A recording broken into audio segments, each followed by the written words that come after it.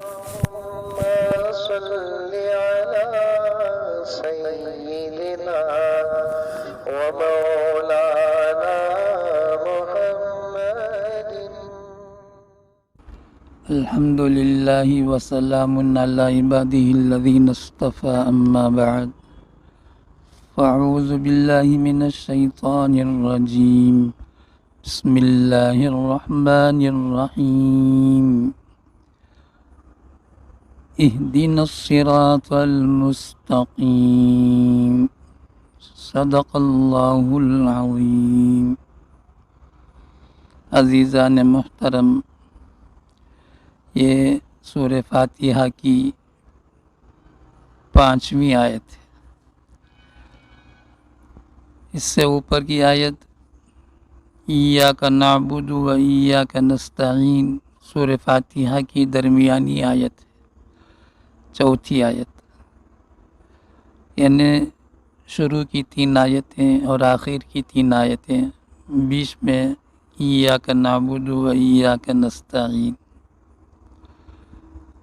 اب یہاں اللہ تبارک و تعالیٰ نے ایک دعا سکھایا ہر انسان کو. اس میں انبیاء بھی شامل ہیں، صحابہ بھی شامل ہیں، اولیاء اللہ بھی شامل ہیں، عام مسلمان بھی شامل ہیں.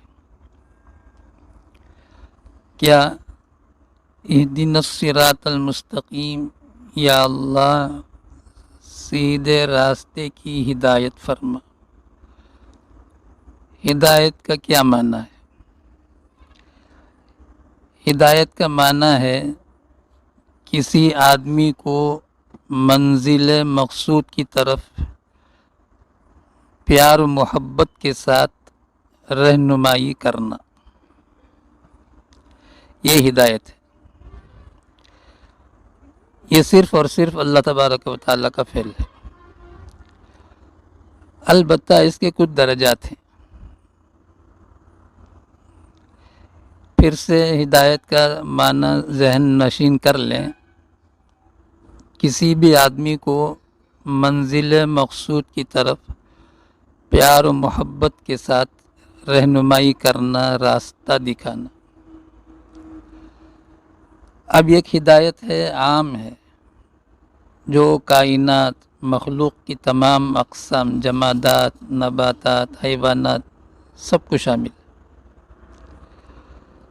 یہ ذہن میں نہ آئے کہ جمادات، نباتات بے جان ہیں، شعور نہیں ہے، ان کو ہدایت سے کیا کام. نہیں، قرآن پاک کو ہم جب غور سے پڑھیں گے تو کائنات کی تمام قسمیں ذرہ ذرہ اپنے درجے کے موافق حیات اور احساس بھی رکھتا ہے، ہر ایک. لیکن اس کا شعور عام انسان نہیں کر پاتا ہے، اور ہر ایک کو شعور بھی ہے. دوسری بات یہ ہے جو ہر کسی میں کم، کسی میں زیادہ. جیسے انسان میں سب سے اعلیٰ درجے کا ہے، یہ جوہر بہت کم ہے، ان کو بے جان، بے شعور سمجھا کہا جاتا ہے. قرآن پاک میں اللہ تعالیٰ نے فرمایا ہے وَإِن مِّن شَيْءٍ إِلَّا يُسَبِّحُ بِحَمْدِهِ وَلَٰكِن لَّا تَفْقَهُونَ تَسْبِيحَهُمْ. کوئی چیز نہیں ہے مگر یہ کہ وہ اللہ تبارک و تعالیٰ کی پاکی بیان کرتے ہیں، تم لوگ ان کی پاکی بیان کرنے کو سمجھتے نہیں ہو. یہ سورہ بنی اسرائیل میں. تو بات صاف ہو گئی کہ ہر چیز، ذرہ ذرہ کائنات کا پتا، پانی کا قطرہ اللہ کی تسبیح بیان کرتے ہیں، حمد بیان کرتے ہیں. تسبیح اور حمد بیان کرنے کے لیے احساس اور شعور ہونا ضروری ہے. اس کے بغیر کیسے اللہ تعالیٰ کی پاکی بیان کریں گے؟ اور قرآن پاک میں اللہ کا اعلان ہے تو یہ بات واضح ہو گئی، کائنات کا ذرہ ذرہ اللہ تبارک و تعالیٰ کی پاکی بیان کرتا ہے۔ ایک اور آیت ہے سورہ نور میں، الم تر ان اللہ یسجد له من فی السماوات والارض والطیر صافات کل قد علم صلاته وتسبیحہ واللہ علیم بما یفعلون۔ کیا آپ نے نہیں دیکھا، یعنی کیا آپ کو نہیں معلوم، اللہ تعالیٰ کی پاکی بیان کرتے ہیں سب، جو کچھ آسمانوں میں اور جو کچھ زمین میں مخلوقات ہیں، بالخصوص پرندے جو پر پھیلائے ہوئے اڑتے پھرتے ہیں، سب کو اپنی اپنی دعا اور تسبیح معلوم ہے، اور اللہ تبارک و تعالیٰ کو ان لوگوں کے سب افعال کا پورا علم ہے۔ یعنی پرندے ہو، چرندے ہو، آسمانوں میں زمین میں جو کچھ ہے، من فی السماوات والارض، اور اللہ تعالیٰ کی پاکی بیان کرتے ہیں، اور وہ جانتے ہیں، پرندہ جانتا ہے کیا تسبیح پڑھنا ہے، کیا حمد بیان کرنا ہے، مچھلی جانتی ہے مجھے کیا تسبیح پڑھنا ہے، کیڑے مکوڑے جانتے ہیں مجھے کیا تسبیح پڑھنا ہے، یعنی ہر ایک یہ جانتے ہیں کہ ان کی تسبیح کیا ہے، ان کی نماز کیا ہے، صلاۃ۔ اللہ تعالیٰ کی پاکی کیسے بیان کرے؟ اللہ تعالیٰ سے کیا دعا مانگے؟ صلاۃ کا معنی دعا رکھیں، کل قد علم صلاته و تسبیحہ، ہر ایک اپنی دعا اور تسبیح جانتے ہیں، اللہ میں بولتے ہیں، اور اس پر ہمارا ایمان ہے، یقین ہے۔ تو یہ بات واضح ہو گئی ہے، ہر ایک کے اندر اللہ تعالیٰ نے احساس اور شعور پیدا کیا ہے، تبھی تو جانیں گے اللہ تعالیٰ کی پاکی بیان کرنے کو۔ تو اللہ تبارک و تعالیٰ صاف صاف بولتے ہیں، اللہ تعالیٰ بے نیاز ہیں، یعنی انسان اللہ تعالیٰ کی اطاعت کرے، اللہ تعالیٰ کا فرما بردار ہو جائے، اس کی اللہ تعالیٰ کو کوئی ضرورت نہیں ہے۔ ایک حدیث سن لیں، اللہ کے رسول صلی اللہ تعالیٰ علیہ وسلم فرماتے ہیں، حدیث قدسی ہے، اللہ تعالیٰ فرماتے ہیں سارے انسان میرے نافرمان ہو جائیں مجھے کوئی پرواہ نہیں، سارے انسان میرے فرما بردار ہو جائیں مجھے کوئی پرواہ نہیں، لا ابالی۔ کسی کے، یعنی سارے انسانوں کے میری بڑائی بیان کرنے سے میری بڑائی میں اضافہ نہیں ہوگا، سارے انسانوں کے نافرمانی کرنے کی وجہ سے میری بڑائی میں کوئی کمی نہیں آئے گی، اس لیے کہ کائنات کا ذرہ ذرہ میری حمد و ثنا میں منہمک ہے، مشغول ہے۔ تو اللہ تعالیٰ کی بڑائی، اللہ تبارک و تعالیٰ کی بڑائی ہر ایک کرتا ہے۔ ایک چٹکی ہم لے لیں بالو، ریت، اس میں کتنے ذرات ہیں، ہر ذرہ اللہ کی تسبیح میں مشغول ہے، یہ اس کو جو رہنمائی کیا وہ اللہ تبارک و تعالیٰ نے کیا۔ اب ایک سورہ ہے سورہ اعلیٰ، اور سورہ طٰہٰ میں بھی ہے، اعطیٰ کل شیء خلقہ ثم ہدیٰ، یعنی اللہ تبارک و تعالیٰ نے ہر چیز کو اس کی خلقت عطا فرمائی، پھر اس خلقت کے مناسب اس کو ہدایت دی، یعنی ہر ایک کو ایک شکل دی اللہ تعالیٰ نے۔ جیسے مثال کے طور پر جانوروں کو لے لیں، گائے کی شکل الگ، بھینس کی شکل الگ، بکری کی شکل الگ، دمبے کی شکل الگ، اور ہر ایک کو اللہ تبارک و تعالیٰ نے رہنمائی بھی فرمایا۔ وہ کیا رہنمائی؟ سورہ اعلیٰ میں اللہ تعالیٰ نے فرمایا سبح اسم ربک الاعلی الذی خلق فسوی والذی قدر فہدی، ہدا یہاں آ گیا، آپ اپنے پروردگار عالی شان کی تسبیح کرو، پاکی بیان کرو، جس نے ساری مخلوقات کو بنایا، ساری مخلوقات کو بنایا، پھر ٹھیک بنایا، خالی ویسے ہی نہیں بنا دیا، ہر ایک کو ٹھیک ٹھیک بنایا، جس نے تجویز کیا پھر راہ بتائی، یعنی اللہ تبارک و تعالیٰ نے ہر ایک چیز تجویز کے ساتھ کیا اور ہر ایک کو رہنمائی کیا، فہدا، یعنی جس نے تمام مخلوقات کے لیے خاص خاص مزاج، خاص خاص خدمتیں تجویز فرما کر ہر ایک کو اس کے مناسب ہدایت کر دی۔ میں صرف ایک مثال دینا چاہتا ہوں، یہ ایک مثال، اگر کسی نے دیکھا ہو، نہ دیکھا تو جلدی سے نہیں سمجھ میں آئے گا، دیکھی ہوئی بات ہے۔ بکری ہو یا گائے ہو، جب بچہ جنتی ہے، جیسے ہی بچہ جنتی ہے، بکری بھی، گائے کا بچہ بھی فوراً تھن کی طرف دوڑ کے دودھ پینے کے لیے جاتے ہیں، فوراً۔ اب بتاؤ، ماں کے پاس تھن ہے، اس تھن میں دودھ ہے، وہ دودھ میری غذا ہے، اس کی رہنمائی کس نے کیا ہے؟ پیدا ہوتے ہی، جبکہ ابھی اس نے دنیا ہی نہیں دیکھا، بکری کا بچہ ابھی دنیا کو نہیں دیکھا۔ جیسے ہی بکری اسے جنتی ہے، وہ بچہ بکری کے تھن کی طرف دوڑتی ہے۔ اگر کسی نے یہ نہیں دیکھا ہے تو اس کے بعد ذرا ذہن میں رکھیں اور غور سے دیکھیں، کہیں بھی اگر موقع ہو جائے، ادھر پیدا ہوا نہیں، ادھر ماں کے تھن تلاش کیا نہیں، اتنی جلدی سے وہ تھن کو کیسے پہچانتا ہے، اور ماں بھی اسے خوش ہوتی ہے، ماں بھی اسے دودھ پلانے کے لیے تیار ہو جاتی ہے۔ اسی کو اللہ تعالیٰ فرماتے ہیں والذی قدر فہدی، قدر، اللہ تعالیٰ نے ایک تجویز کے ساتھ، ایک پلان کے ساتھ مخلوقات کو پیدا کیا۔ قدر، پلان، اللہ تعالیٰ ایک پلان کے ساتھ ایک مخلوق کو پیدا کیا، اور پیدا کرنے کے بعد اس کی رہنمائی کر دیا۔ اچھا، بعض مچھلیاں انڈے دیتی ہیں، بعض مچھلیاں بچے ہی جنتی ہیں ڈائریکٹ۔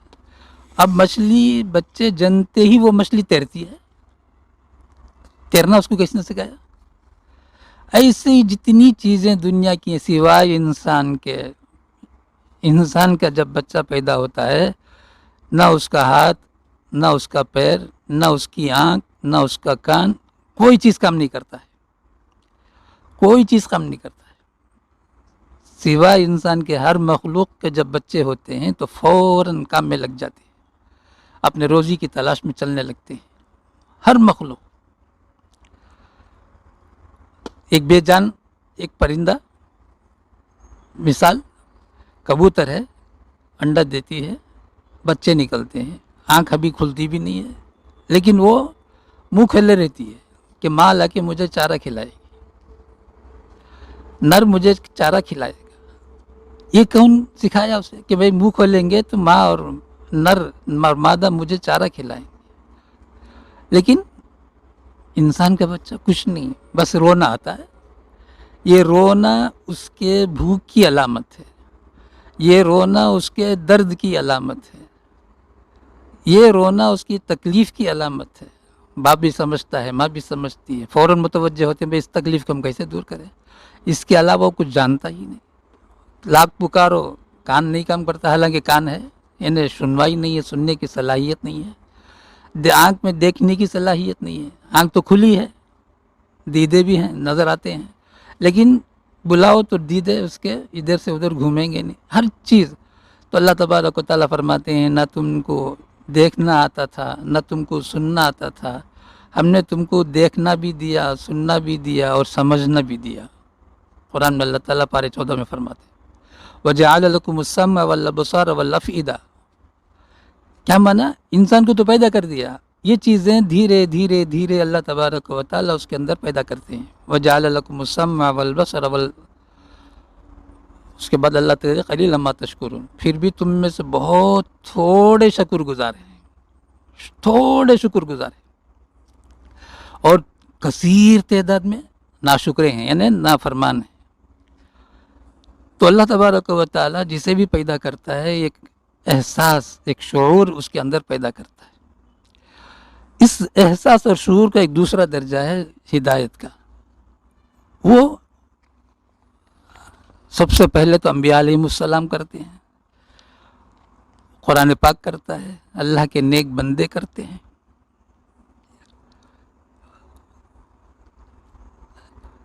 اللہ تبارک و تعالیٰ انبیاء علیہ السلام کو بھیج کر لوگوں کو راستہ دکھاتے ہیں، راستے پر چلاتے نہیں ہیں۔ انبیاء علیہ السلام، قرآن راستہ دکھاتا ہے، قرآن راستے اللہ کے رسول بتا دیں گے یہ سب اچھے کام ہیں، یہ سب برے کام ہیں، اسے کرنا چاہیے، اسے نہیں کرنا چاہیے. یہ ہدایت کا دوسرا درجہ ہے.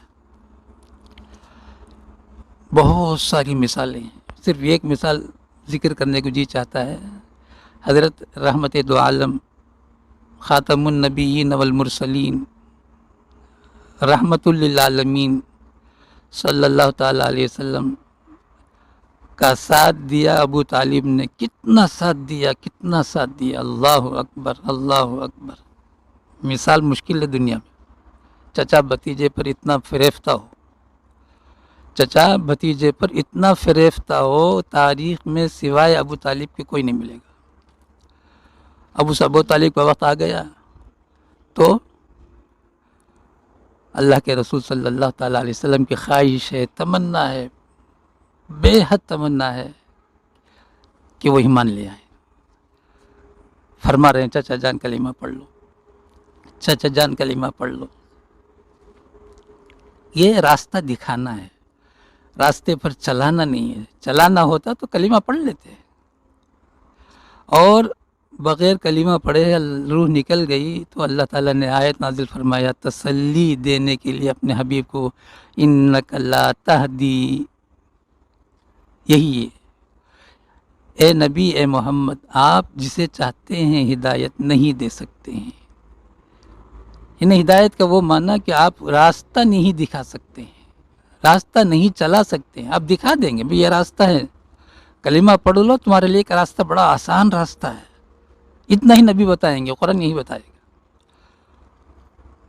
لیکن یہ درجہ اللہ تعالیٰ نے نبیوں کو بھی دیا، قرآن کو بھی دیا، اور نبیوں پر ایمان لانے والے صحابہ، تابعین، تبع تابعین سے لے کر علماء، جو العلماء ورثۃ الانبیاء، سب کو دیا. علماء سب راستہ دکھاتے ہیں. ماننے والے مان کر زندگی کو سدھار لیتے ہیں، سیدھا کر لیتے ہیں، صاحب نسبت ہو جاتے ہیں. تو یہ دوسرا درجہ ہے. ایک تیسرا درجہ ہے ہدایت کا، وہ بڑا مخصوص ہے اور اس میں تفصیل ہے. تو بات اسی پر ختم کر لیں گے. تو ہدایت کے دو درجے ہوئے، ہدایت کا ایک تیسرا درجہ ہے، بڑا اہم درجہ ہے. انشاءاللہ کل سنیں گے. وآخر دعوانا الحمدللہ رب العالمین. اللہم فقہنا فی الدین وعلمنا القرآن الحکیم اہدنا الصراط المستقیم. یہ دعا تو انبیاء نے بھی کیا، نبی علیہ السلام نے بھی کیا. نبی علیہ السلام نماز میں بھی یہی دعا کیا. سب کو یہی دعا کرنے کے لیے کہا گیا. لیکن دعا کرتے ہوئے ذہن میں یہ ہو جائے کہ اللہ میں سیدھے راستے پر چلا. یہ دنیاوی مسائل میں آدمی پھنس جائے اس وقت بھی اس دعا کو کرے، اہدنا الصراط المستقیم، اور نیت یہ ہو کہ اللہ دنیاوی راستے میں جو میں پھنس گیا ہوں اس میں مجھے راستہ کھول دے. اس نیت کے ساتھ پڑھیں گے تو دنیا کا مسئلہ بھی آسان سے آسان تر ہو جائے گا. وآخر دعوانا الحمدللہ رب العالمین.